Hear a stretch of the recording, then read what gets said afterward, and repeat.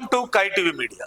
Jubilee hills by election లో అధికార హస్తం పార్టీ అభ్యర్థి నవీన్ యాదవ్ విజయానికి బారాస వర్కింగ్ ప్రెసిడెంట్ కేటీఆర్ కారణమయ్యారా అంటే అవుననే సమాధానం రాజకీయ వర్గాల్లో విస్తృతంగా వినిపిస్తుంది.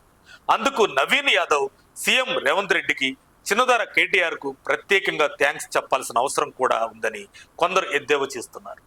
జూబ్లీ హిల్స్ ఉప ఎన్నికలో పట్టుబట్టి మరీ కాంగ్రెస్ టికెట్ సాధించుకున్న నవీన్ యాదవ్ ఎమ్మెల్యేగా గెలిచి అసెంబ్లీలో అడుగు పెట్టబోతున్నారు. ఓ దశలో జూబ్లీ హిల్స్ కాంగ్రెస్ అభ్యర్థిగా బొంతు రామ్మోహన్ పోటీ చేస్తారని ప్రచారం జరిగింది.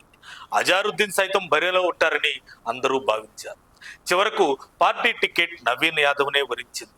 రౌడీ షీటర్ను కాంగ్రెస్ పార్టీ అభ్యర్థిగా ప్రకటించిందంటూ ప్రతిపక్ష పార్టీ బీఆర్ఎస్ ఆరోపణలు గుప్పించినా సరే కాంగ్రెస్ పార్టీ నిర్ణయం మారలేదు.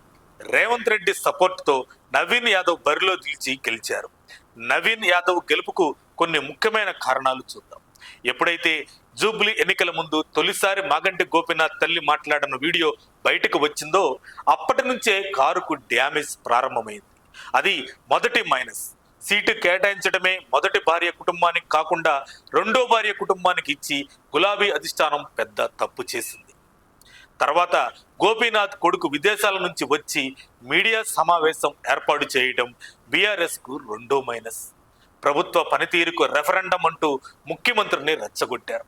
దీంతో సీఎం రేవంత్ ఈ ఉప ఎన్నికను ప్రతిష్టాత్మకంగా తీసుకొని పలుమార్లు ప్రచారం చేశారు. అంతేకాదు పోల్ మేనేజ్మెంట్ లో మంచి అనుభవజ్ఞుడైన సీఎం దాన్ని ఆచరణలో పెట్టారు. ఎమ్మెల్యే ఎవరైనా మరణిస్తే వారి కుటుంబ సభ్యులకు టికెట్ ఇస్తే ఏ పార్టీలు అభ్యర్థిని నిలబెట్టవు. కానీ ఆ సాంప్రదాయాన్ని తొంగలో తొక్కిన నీచుడు కేసీఆర్ అంటూ రేవంత్ ఎన్నికల ప్రచారంలో మండిపడ్డారు. అందుకు ఉదాహరణగా పి జనార్దన్ రెడ్డి మరణించినప్పుడు జరిగిన సంఘటనను ప్రజల్లోకి బలంగా తీసుకువెళ్లారు. ఇక కాంగ్రెస్ పార్టీ పని అయిపోయిందని ప్రచారంలో మేమే ముందంజలో ఉన్నామంటూ కేటీఆర్ తన సోషల్ మీడియా ద్వారా విపరీతంగా ప్రచారం చేయించారు. అయితే రేవంత్ చట్టపరంగా మొదటి భార్య కుటుంబానికి టికెట్ ఇవ్వాలి, కానీ అలా కాకుండా రెండో భార్య కుటుంబానికి ఎలా ఇస్తారనే విషయాన్ని ప్రజల్లోకి బలంగా తీసుకెళ్లడంలో సక్సెస్ అయ్యారు రేవంత్ రెడ్డి.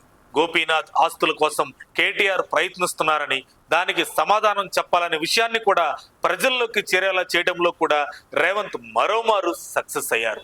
మజ్లిస్ మీద నమ్మకం పెట్టుకోకుండా అజారుద్దీన్ కు మంత్రి పదవినిచ్చి సాధ్యమైనంత వరకు ముస్లింల ఓట్లను రాబట్టగలిగాడు.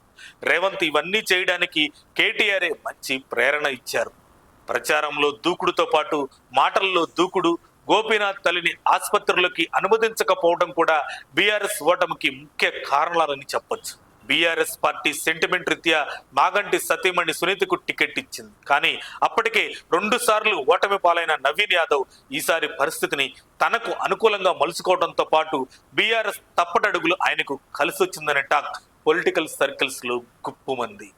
ఇవన్నీ కారణాలు కలగలిపి కలిసొచ్చే కాలానికి నడిసొచ్చే కొడుకు పుట్టినట్లు జూబ్లీ హిల్స్ అభ్యర్థి నవీన్ యాదవ్ కు కలిసొచ్చాయి. నవీన్ యాదవ్ కు ఈ విజయం ఎలా ఉందంటే రప్ప రప్ప అంటూ షేక్ పేట్ ను షేక్ చేస్తూ యూసఫ్ కూడా ఉలిక్కి పడేలా, బోరబండ బద్దలయ్యేలా, జూబ్లీ హిల్స్ దద్దరలేలా 25,000 ఓట్ల భారీ మెజారిటీతో ఘన విజయం సాధించాడు. కాంగ్రెస్ అధిష్టానాన్ని అబ్బురపరిచాడు యువకుడు నవీన్. కాదు ఎమ్మెల్యే నవీన్ యాదవ్. మరిన్ని అప్డేట్స్ కోసం మా కాయ్ టీవీని సబ్స్క్రైబ్ చేసుకోండి. మా వీడియో కనుక మీకు నచ్చినట్లయితే లైక్ చేయండి, షేర్ చేయండి. మీ విలువైన అభిప్రాయాలను కామెంట్ బాక్స్లో తెలియజేయండి.